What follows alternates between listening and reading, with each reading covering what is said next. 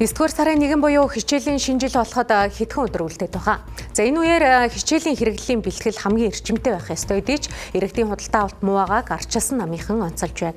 Инфляцийн нөлөөгөөр нэмэгдсэн үн иргэдийн худалдаа авах чадвар муу байгаа зэргээр тэд байр суурь их илэрхийллээ.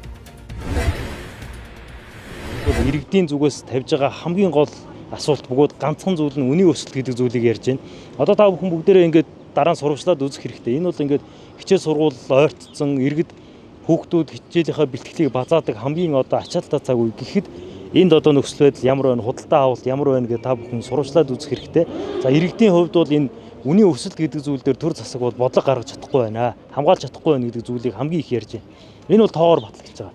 Өнгөрсөн хугацаанд яг 1 жилийн хугацаанд иргэд нэг өрхийн орлого 4.8%-аар буурсан байна. 4.8%-аар буурна гэдэг бол цар тахлын үеэс бараг давсан хэмжээний нөхцөл байдал руу орж ирж байна гэсэн үг. Дээрээс нь үн бол хамгийн багадаа 10-аас 13-аас 15%-аар өссөн байна. Иргэд зээл нь яг энэтэй холбоотойгоор нэмэгдсэн байна. Сүүлийн 10 жилд иргэдийн зээл 428%-аар нэмэгдсэн байна. 428%. Сүүлийн 1 жил дээр 17%-аар өссөн байна. Энэ бол иргэд бол орлого нь хүрэхгүй үнийн өсөлтөөс инфляциас болоод бүх зүйлээ зээлээр аргалж байна.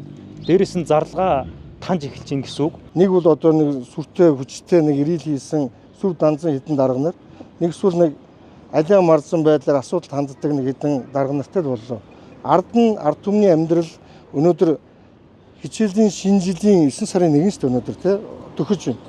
Өнөөдөр харамсалтай нь ард иргэд маань, эцэг эхчүүд маань хүүхдүүдтэй хичээлийн хэрэглийг авч өгөхөд хүндрэл үүсчихлээ.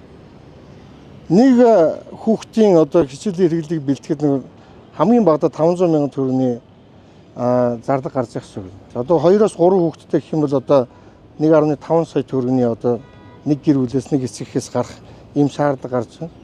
Энэ мөнгийг өнөөдөр манай иргэд маань ихэнх нь хэрэглээний зээл аваад ашиглаж хэрэгжилж худалдаа авалт хийж. Уг нь Монгол улс бол боловсрол эрүүл мэнд хоёр маань үнгүй гэдэг харамсалтай нь энд өнөөдөр хүүхдээ сургууль явуулах асуудал маш хүнд болчихлоо.